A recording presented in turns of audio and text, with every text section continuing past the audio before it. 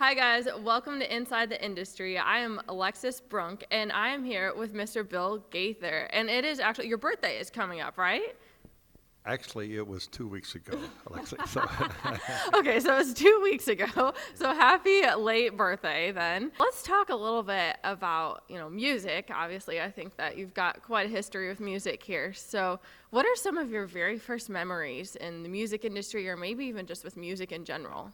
when I was a kid, I can remember hearing the gospel quartets on WSM, WLAC in Nashville.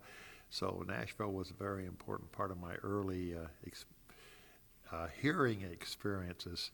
And at that time, I thought everybody got their music through their ears. But after living for 50 years, I think they get their music through their ears now, but maybe more of it through their eyes with television. So that's an interesting change. Elvis Presley actually recorded your song Because He Lives. So what was that like for you, maybe hearing a different take on your song? Oh, anybody at the level of Elvis recording your songs, you say, "Hey, Elvis recorded my songs," and it's interesting. He received only 3 Grammys in his lifetime. They were all for gospel records, Really? and He Touched Me was one of them. So I'm very grateful for that. That's incredible. And I recently saw one of your TV specials on Heartland TV Network, and that was with Joey and Rory Feek. So their journey has been incredible, and Yes. you have had a big part in that. So, would you want to talk a little bit about what Sure. their faith had an impact on you and, vice versa?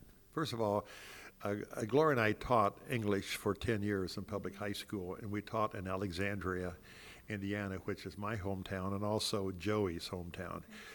So during that time, I had her mother in English class and also her father.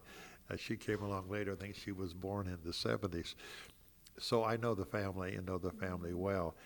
And so when they started making a dent in the country music field, we reconnected with them, and they did some stuff on our label.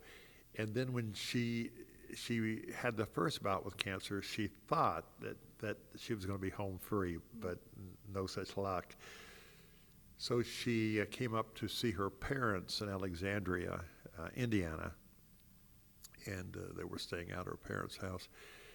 We thought the house might be small for them. We had a guest house, which was large enough to take care of it. We said, "You're welcome to it."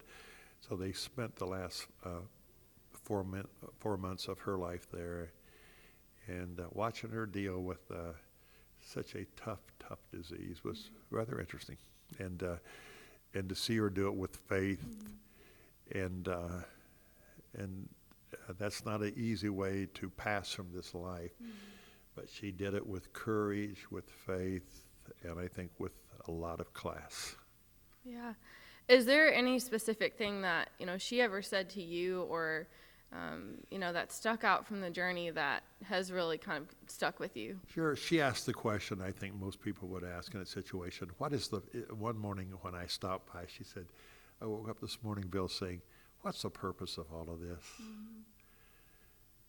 Because, I believe God knows our birth date, knows our death date, and young people are not supposed to die at 40. That's an awfully young, and especially with a new baby. So, yeah, that was a good discussion. And to be honest with you, I said, "Joey, I don't have the answer for that. That's over my head." Yeah. I think, everyone who's following their story and who knows you as well was really thankful that you were a part of their story and that, you and your wife, Gloria, were able to impact them. And, I think vice versa. I think that they've probably impacted you guys as well. So. Absolutely. You don't know who the giver and who the taker was Yeah. there. There were times, and every time I would stop by the piano and play a tune, and sometimes a country tune, sometimes it was a hymn, but I would hear her in the other room sing along with it, and I hope that was encouraging to her. It was certainly encouraging to me.